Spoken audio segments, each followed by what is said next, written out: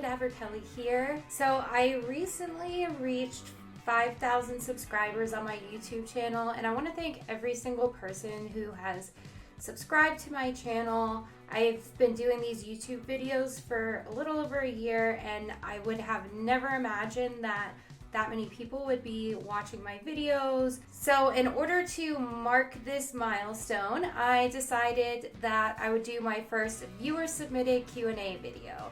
So I asked for anyone who had questions to submit to do so on a couple different social media platforms, and I actually got way more questions than I thought I would. I thought there might be like a few people asking questions. Anyway, I did get too many questions to be able to fit into one video, so I'm really sorry I'm not going to be able to get to all of them. So I picked out a few of the earlier questions that came in, and they were questions that I think more than just the person who asked them might be interested in hearing the answer to.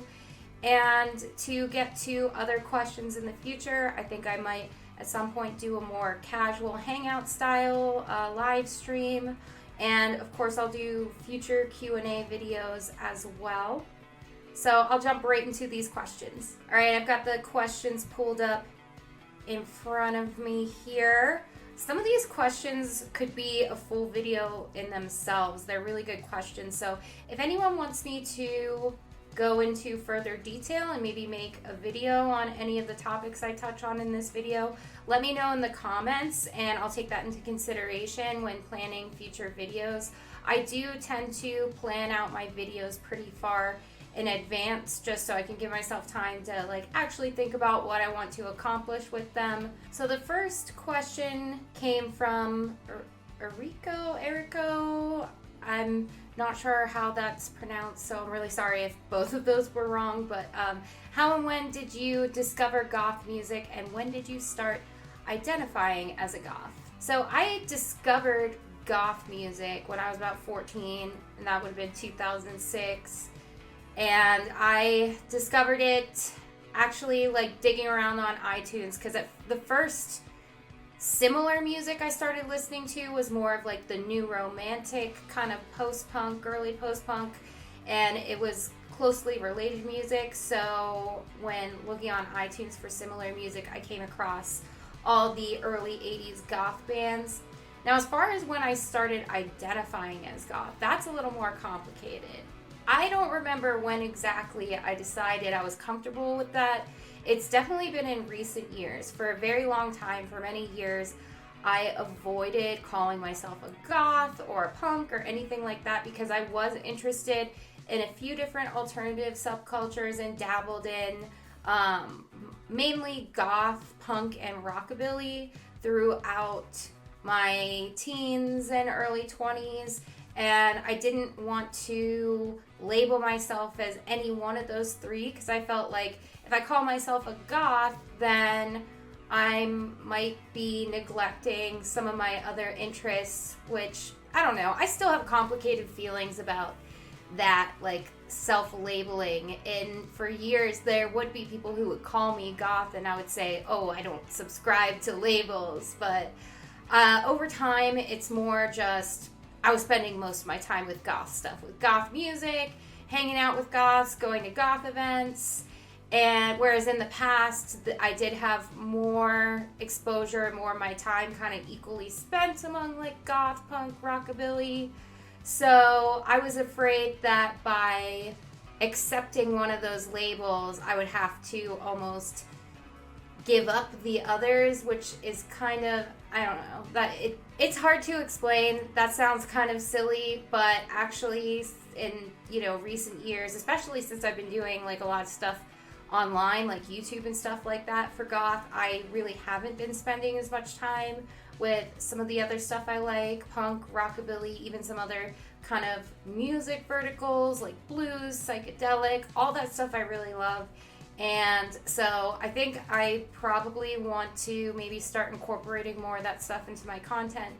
But above all, I would say I'm more of a goth than anything else. I don't know. I would say I probably started really accepting that goth label when I was maybe 22 I want to say 23. I don't even remember at what particular point I was like, okay, I'm comfortable calling myself goth. In all honesty, I that's never been the highest priority for me, or something I'm ultra interested in, is exploring self-labeling and all that stuff. I've been more interested in kind of like music and events and people and experiences. Lewis asked, what are your favorite goth movies? He put goth in quotations. So that could mean a number of things. That could mean movies that goths could appreciate, movies that have goth or related music on the soundtrack, or maybe dark and spooky movies that are kind of reminiscent of the overall feel of the goth subculture.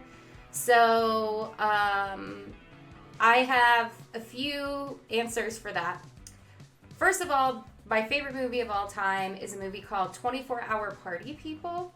And it stars Steve Coogan. He plays Tony Wilson of Factory Records, and it's kind of like the story of Factory Records. Some of it is like true historical events. Some of it is based on more like kind of like rumors or legends of that time period, and it's about kind of how underground post-punk and new wave music took off in Manchester in the late 70s and 80s, and it has a pretty large portion of the movie dedicated to the Joy Division storyline. So I think that's a movie that people would probably like. I should also mention it's a comedy. It's kind of a comedy dramatized biopic sort of movie, but I'm very picky about comedy movies. I'm not one for really cheap blockbuster kind of humor. But this movie, the comedy in it's very dry, kind of dark, kind of clever, and the movie's great. It has everything you could want in a movie. If you're into like post-punk or underground music, it has a bit of history, some great music. It has some comedy, and the actors did a fantastic job with it as well. Overall, definitely recommend that. The next movie is the one that I actually credit for my discovering goth music because of the soundtrack in the movie. And the soundtrack isn't necessarily goth music, but it's very heavily goth adjacent music. And that is the 2006 Marie Antoinette movie. I saw that when it came out in the theaters. Actually, I went and saw that movie because I was taking French class at the time. And so this was kind of about a piece of French history. So I went to see it, and I think goths could appreciate this movie. First of all, it has an art direction that I think goths would like. It's not dark, but it is very like ornate, kind of that 18th century French Revolution era, almost like Baroque style. So it's the detailing. I think people in the goth community, especially the ones who are into like those really old historical kind of art and design styles, might like the visuals of it. I thought it was really visually beautiful.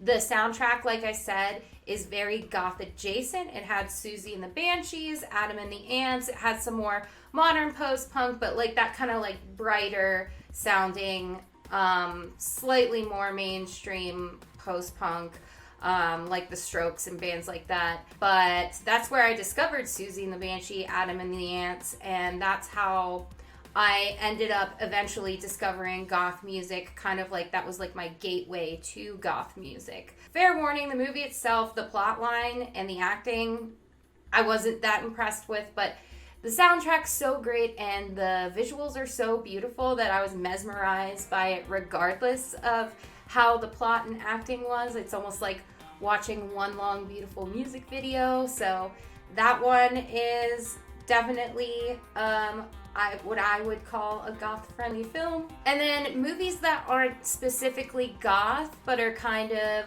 dark and spooky and may have been kind of alluded to in goth music or the goth subculture, or like you see like goth bands taking inspiration from, are like old horror B movies. I love cheesy B horror movies, and I like kind of all eras of B horror. I like the really old like black and white movies. I like like Ed Wood, Plan 9 from Outer Space. Of course, I love Vampira, so Plan 9 is it's one of those so bad it's good movies. It's not a good movie, but it's fantastic just because it's just that like old cheesy black and white, and it's fun to like get a few friends together, have a few drinks, watch movies like that. Really anything from like the 50s or 60s with outer space in the title. Like I have this movie Teenagers from Outer Space, and that's from I think the 60s, maybe the 50s, but that's another one of those like really cheesy so bad it's good kind of horror movies. Old monster movies like Dracula and Frankenstein. I like old Vincent Price movies, and even more recent kind of like 80s B movies too. I love the Evil Dead series and franchise, and even like the newer Evil Dead movie. I liked watching that because I think it was pretty true to the original spirit of Evil Dead. I just kind of like horror stuff in general, and there's a lot of horror influence in goth. There's lots of goth music that has horror influence in like the lyrics or the music videos or the album art. You see it all the time at like goth clubs. They might be playing clips from like old monster movies and stuff on big screens. So I think that stuff is very goth friendly as well. Secret Society of Goths asks, what are some of the changes you've noticed in the subculture over the past few years? So in recent years, what I've noticed as far as changes since I've been kind of paying attention to the goth subculture is post-punk and wave genres have really been blowing up. When I was younger, the goth scene was very heavily like death rock revival. There was a lot of bands like Bloody Dead and Sexy or Scarlet's Remains, and those were kind of like the direction of the goth scene at the time. A lot more death rock. I know some people consider like goth and death rock to be separate subcultures almost, but I don't know, I kind of see it as like two different music styles within a kind of overarching subculture, if that makes sense.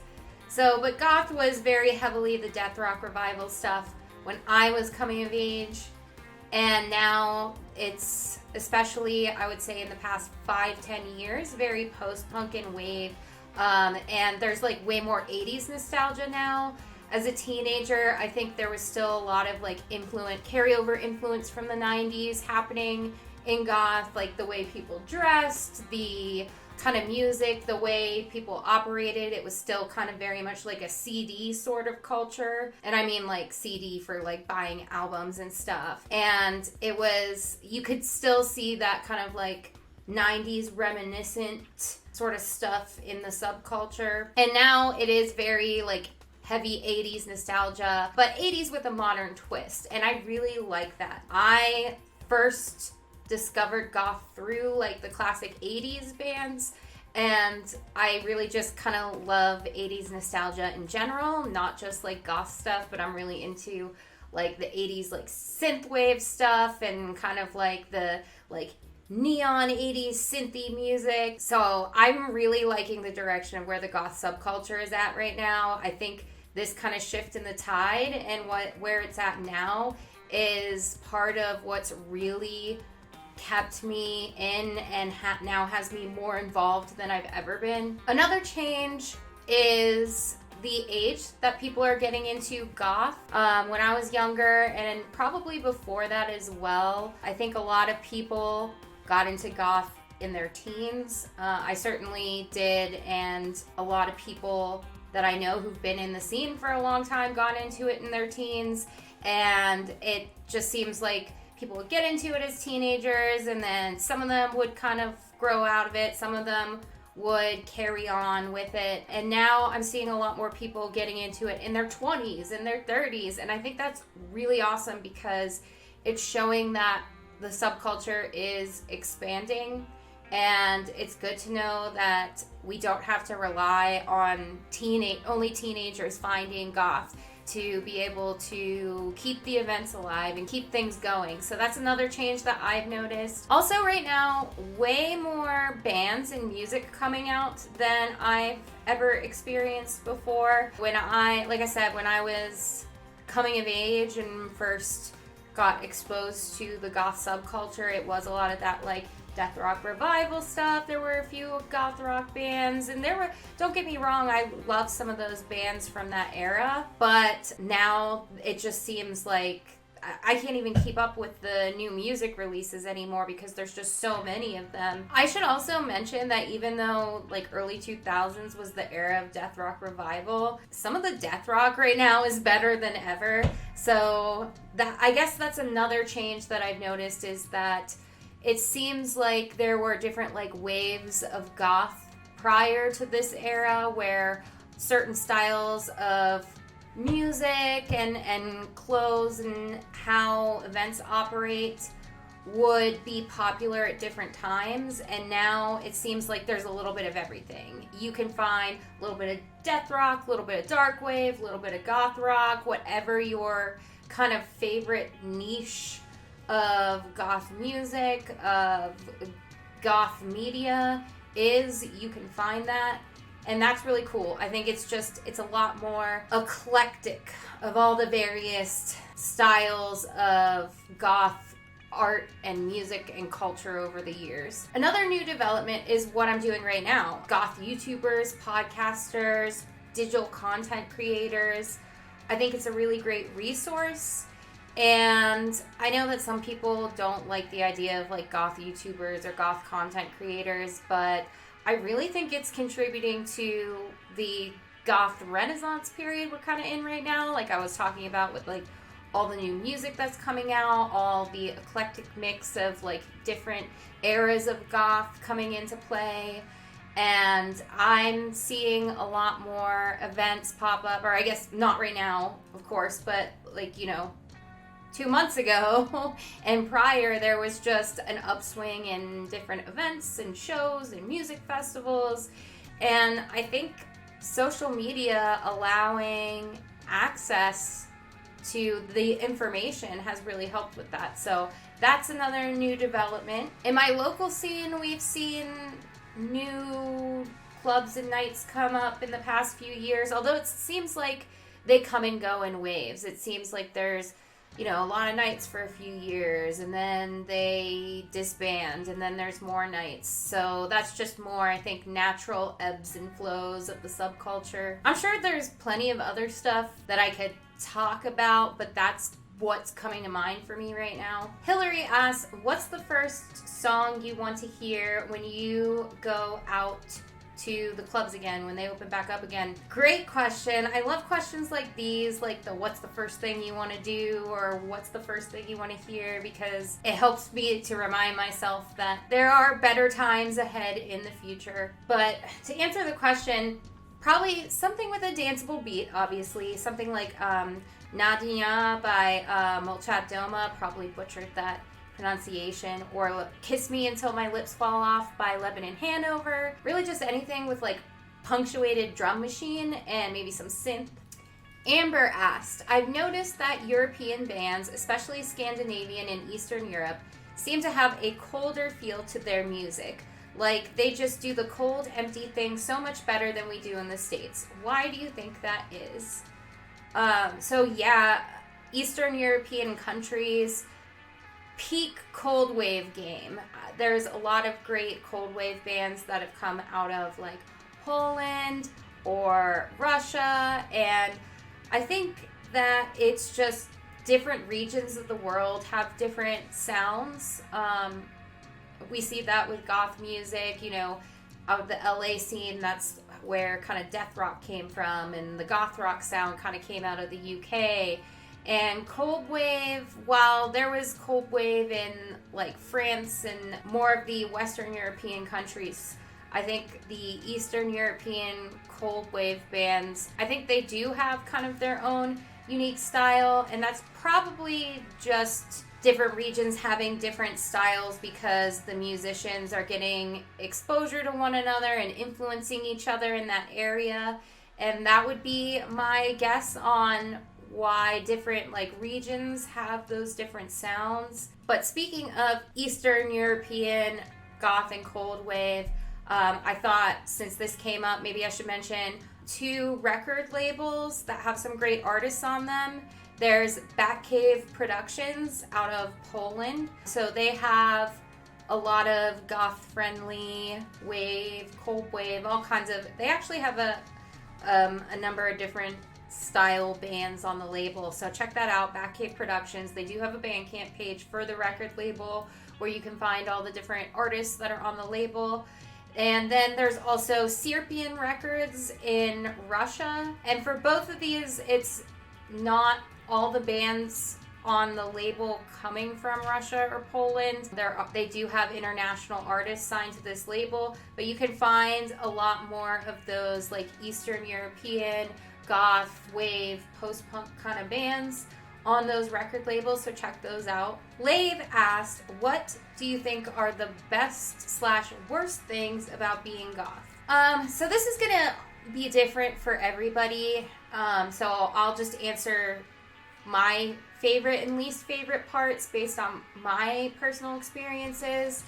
My favorite parts of being goth is definitely the music, the events, and above all, the friends that I've made in the subculture. Another thing is just the creative spirit. Like if you're involved in any sort of music scene or art-based scene, I think you are going to find a lot more creative types. That's certainly true of the goth subculture. So that creative spirit of being in an arts-based kind of community is really cool. My least favorite thing about being goth, I don't have a whole lot of negative things to say about it. I feel like if I did have a lot of negative experiences, I probably wouldn't like it as much, but maybe stereotypes that definitely people who aren't goth or don't know a lot about goth tend to have stereotypes in their mind about what that means, like the idea that all goths are sad, or ideas about goths having certain religious beliefs, or, you know, just things like that. That can be a little frustrating, so I definitely don't like that. Nicole asked, what band got you into goth music, and who is your favorite band that you saw live? Alright, so the band that kind of got me into goth music, or was my entry point into goth, was Susie and the Banshees. And Susie and the Banshees, I would say, is my favorite band of all time. Probably just because of that. I don't know, it's hard to say favorite band of all time. But favorite band that I've seen live, again, this is such a hard question to answer because I've seen so many good bands live. I'll just say one of the bands that I've seen live recently that really just blew me away was Wingtips. I saw them at Absolution Fest, and their performance, so impressive, really got me into their music. I mean, I'd listened to them a little bit before going out there because they would be performing there, but after seeing them live, I was like hooked. Also, I mentioned this in another video, but like really impressed with the Panic Priest's live performance. Really a lot of energy and power behind that. I don't know, I haven't seen a lot of bands live that really I could say bad things about their performance, but those are 2 performances in recent months where it was like I maybe heard a little bit of their music beforehand, but wasn't that familiar with them until I saw them live, and then they just blew me away with their performances. Sam T. Rose asked, are the majority of your friends goth? I don't know. I don't think I would say the majority of my friends are goth. I would say about half of my friends are either goths or punks. But in general, I would say that all of my friends are more artistic or creative leaning types. Like even my friends who aren't goth or punk or alternative in any way, pretty much all of them would be down to go see a post-punk show at a DIY venue. So I do have a lot of goth friends, though. I've met a lot of really cool people in the goth scene. Rihanna asked, what is your favorite book? This one's tough to say. As far as like all-time favorite books, my favorite piece of literary work is actually a short play by Jean-Paul Sartre called No Exit. And it's kind of like an existentialist, kind of 20th century French existentialist play. So that's my favorite work of all time. I think it really shaped some of my personal philosophy. And I don't know, it just had a huge impact on me at the time that I read it. And I read that for the first time. I think I was probably 18 or 19 when I read it. So that would be my favorite literary work, but it's a short play, not exactly a full book. My favorite novella is The Metamorphosis by Franz Kafka. And my favorite long epic novel is Heart of Darkness by Joseph Conrad. As far as goth books go, I do have a nice little collection of books about the goth subculture, goth history, post-punk and underground music history. So I think I'm going to start doing reviews for those kinds of books on the channel. But honestly, in recent years, the books that I read are mostly either about underground music or about personal finance and investing, which has nothing to do with the channel. So probably not going to talk about those books too much. Not going to bore you with those ones. Esoteric Spirit Can asked 2 questions. The first one is, what are some goth bands you like who you wish more fans knew about? And I got a similar question from Ali CMCL as well.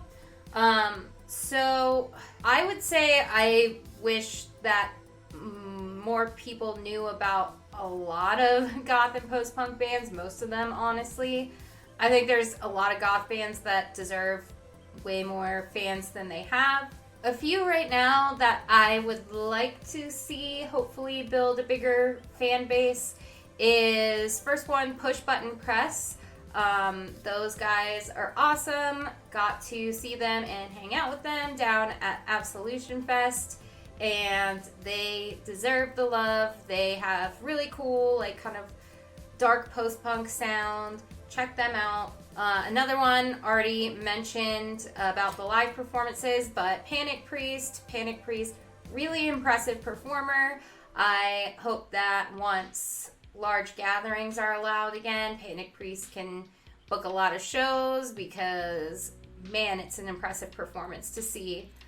And pretty much all the bands that I feature in countdowns and vlogs, and that's a big part of like what I hope to do with my videos in this channel here, is to expose more people to some of these musicians, because they definitely deserve the love. And the next one is, what are the things you like most about goth post-punk? So I love the guitar style. That's probably what draws me to the sound of that darker gothy post-punk. And I really enjoy kind of the first wave of goth, or what some people might consider proto-goth, you know, like Susie and the Banshees, Bauhaus, The Cure.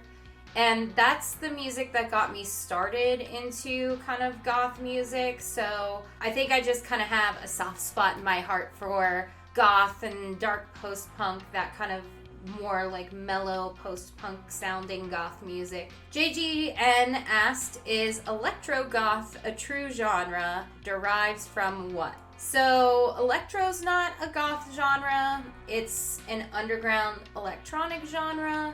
There's definitely some dark sounding electro that I'm sure plenty of goths could appreciate, but goth as a genre is more rock based. Although there's goth music that does incorporate electronic elements into the mix, we have particularly some of the wave genres like dark wave, where they layer synth work into that goth rock or goth post-punk music. But electro is pretty pure electronic in genre. Again, not dogging on electro at all. There's definitely some cool electro music. Anthony Scott asks, what are your thoughts on goth music? Do you think there are overlooked genres? I think pretty much all goth music is somewhat overlooked because it is niche. It has a small following. I don't understand why more people don't listen to it or like it, and, you know, can't make someone like something they don't like, but I'm thinking that maybe it's just lack of exposure. Like, just a lot of people just haven't been exposed to goth music, and that kind of goes back to what I said about some of the, like, YouTubers and bloggers and podcasters, and of course people who do online writing or zines. I think that really helps get the word out about some of the bands and music, because a lot of these bands are not getting picked up by major record labels or anything like that. So it is very much kind of like DIY, independent, and self-produced artists. And of course, as far as my thoughts on goth music, love goth music. That's the music I listen to the most often, is goth music. Calypso asks, how are you dealing with the current Siward situation? Sorry, can't say the C word because of YouTube, basically with what's happening in the world right now. If it's not too personal, do you think the world will be able to get out of it anytime soon? I don't think that's too personal, just because I don't have to go into too much detail, but I've been handling it the best that I can. It's been a little bit stressful because there have been 2 job losses in my immediate family. I'm still working, and that's kind of a lot of pressure, and I'm just a little worried about some of the consequences of the series of events that have taken place. I'm, worried about people's health. I'm worried about finances. I'm worried about a lot of things, but I do have a lot to be thankful for. I have a roof over my head. The people closest to me are safe, and I am making it and paying my bills and everything. It's also been helping to read the comments on my social media and know that a lot of my online community is safe. I worry about you all as well, because you've shown me a lot of support and encouragement, and you deserve good things and not this chaos that's happening right now. As far as will the world be able to get out of it anytime soon? That's hard to say, because I read different things about it all the time, but I think that it's still going to be something that has massive impact to day-to-day life in the world for probably quite some time. I'm gonna say for the next year or 2, life is probably going to be very different from what we were used to before. And even afterwards, once this current crisis passes, I think that it will have changed the world and life in a lot of ways, and hopefully some of those will be good. I mean, I definitely think we have much better times ahead, but it could take some time to get there. I really hope that everyone watching this right now is doing okay and hanging in there. Nia D asks, what are some goth and post-punk bands that you think are overrated? I wouldn't necessarily say that any of them are overrated. I hesitate to say any musician is overrated, because I do know that it takes a lot of work and effort and a lot of heart and soul to make music, and I wouldn't want to slam a musician or anything like that. There's very few goth and post-punk bands that I dislike. I can't even think of any right now that I actively dislike. There are certainly bands where it's like, I could kind of take it or leave it. Very few goth and post-punk bands, I would say, are like that, but maybe Fields of the Nephilim are just not really my thing, but at the same time, I definitely wouldn't call them overrated, because I do appreciate the impact and influence that they had on the genre. It's just, I don't know, I've tried listening to their discography many times, and it just doesn't speak to me the way some of my other favorite music does, and I don't know, I guess it's just my ears like what they like. So next question is, what are the first bands I got into? So first goth bands or first bands, like, period? I'll answer for both. First goth bands I got into were the classic first wave bands, Susie and the Banshees, Bauhaus, The Cure, And then I started getting into Sisters of Mercy and kind of the second wave stuff. So a lot of those like 80s bands were the first goth bands I got into. Now, first bands I got into in general, I can't even remember what all that would have been, because I started taking a very intense interest in music at a really early age, like in early childhood. I do remember as a kid, this is going to make me sound so dorky, but one artist that I was just absolutely mesmerized with as a kid was Enya, and I think the first CD I ever had was Watermark by Enya, but I'm talking like I was like really young at the time.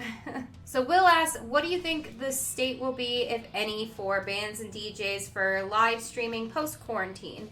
Do you think it would be a viable way for them to make money? So I'm just going off of wild guesses, what I suspect will happen.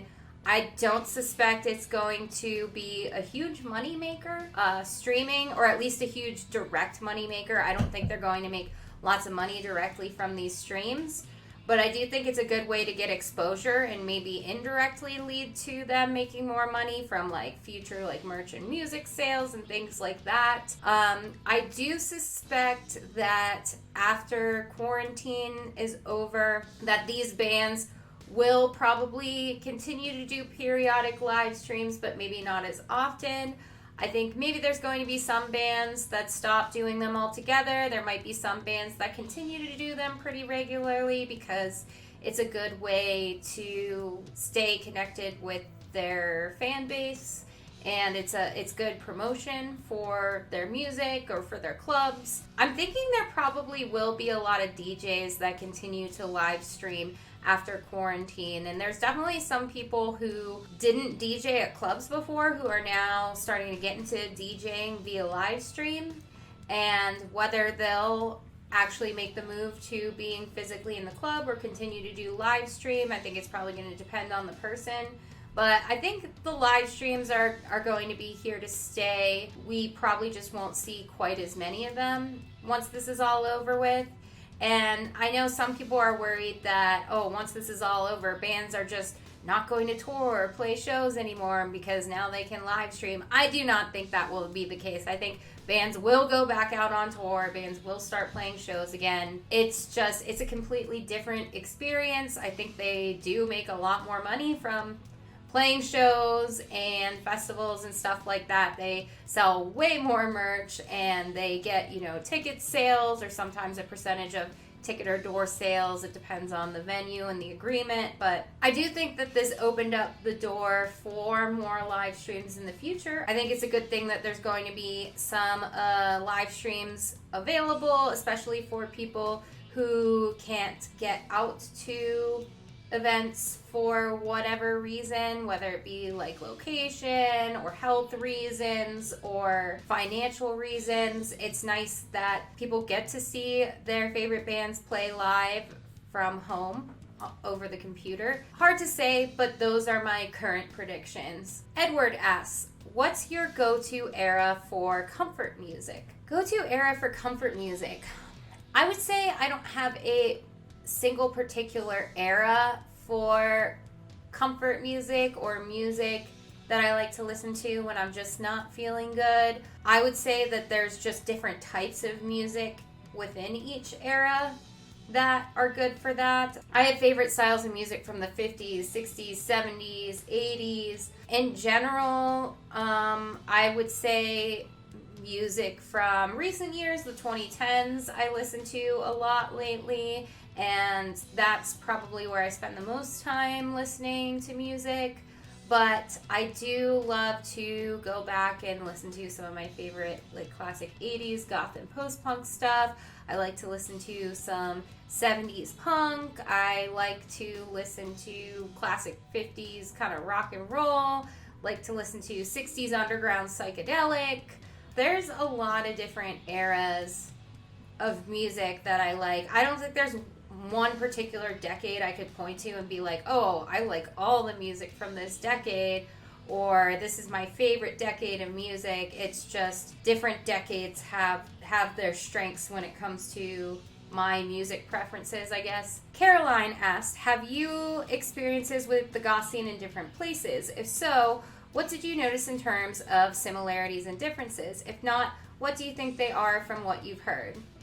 So I only have experiences in the United States, but most of my experience is here in Pittsburgh where I live, but I've also been out to Ohio, and that's a pretty close drive. It's like, 1 to 2 hours depending on what city in Ohio. I've also been down to Tampa, Florida, and seen the scene down there. And there are definitely some differences. One thing I noticed in Ohio and down in Florida that's kind of different from my local scene is there are more people who look very kind of like dark alternative, that dress like goths or like dark punks and stuff like that. Whereas here in my local scene, it's a lot more eclectic. I see a mix of like kind of eclectic, artistic and creative types. Like you might see a few goths and a few punks, but you also see all kinds of other different types of people coming out to the clubs and the events. Another thing that I noticed down in Florida that it's a little different from here is that the people I was hanging out with down in the Tampa scene are all really close friends. It seems like they hang out a lot and that they're close with each other. Whereas here, I think people are more like they get together for the events, but it's not quite as tight-knit as it is down there. And again, the whole like eclectic thing comes into play, having more like eclectic mix of people and eclectic mix of like events. There's a lot of like intermingling of subcultures and of music scenes here, which I kind of like, but I also did like going down to Tampa and seeing the goth community so like connected and close, and that was really cool. And as far as like the differences out in Ohio that I've noticed from my local scene, I do live in a city with a little bit more of like an arts and cultural scene, I think, than they have out there. So we have more events and clubs. Although they do have a dedicated club out in, it's either Cleveland or Cincy. They do have a dedicated club. I have never gone out to Ohio for a goth club, like a DJ night or anything like that. I've only ever gone out there to see shows, just because we have enough club nights here that if I want to go to the club, I can go to the club here. If I'm driving to Ohio, I'm going out there to see a band play. But again, they also had, I think, a larger volume of very strictly kind of goth types out there than we have here. There's just like a lot more kind of like eclectic, underground, alternative people in the Pittsburgh scene. There's like people who are like kind of a mix of like goth and punk and post-punk and just like independent underground DIY music. So those are all the questions that I pulled for this video. Again, can't make a 3-hour long video for this, so that's why I wasn't able to answer more questions. So again, I'll probably do some sort of casual hangout live stream where I can answer questions and do future Q&A videos. Thank you to everyone who has submitted questions. Thank you to everyone who has subscribed to the channel. That's it for this video. Thank you all for watching, and I hope to see you in my next video.